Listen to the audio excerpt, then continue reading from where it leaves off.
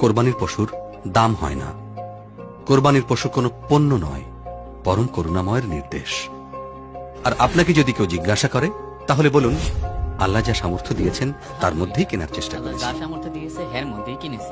পশুর দাম ও আকার নিয়ে অসুস্থ প্রতিযোগিতা থেকে সম্পূর্ণ বিরত থাকুন।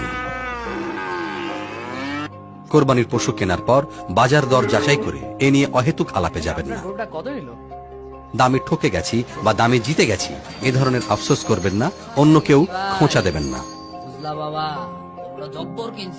আলোচনা বা বড়াই করবেন না কোরবানির মাংসের ওজন ও পরিমাণ নিয়েও।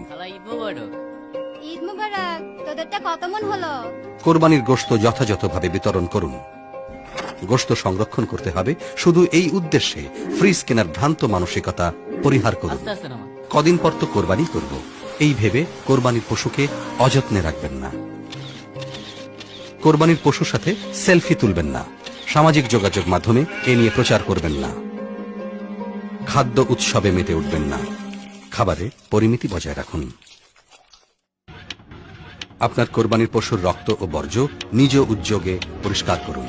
সহযোগিতা করুন নগর কর্তৃপক্ষের পরিচ্ছন্নতা কার্যক্রমে। ঈদের ছুটিতে পরিবারকে সময় দিন। টেলিভিশন, ইন্টারনেট, ফেসবুক, ইউটিউব আসক্তি সহ সকল ভার্চুয়াল ভাইরাস থেকে মুক্ত থাকুন।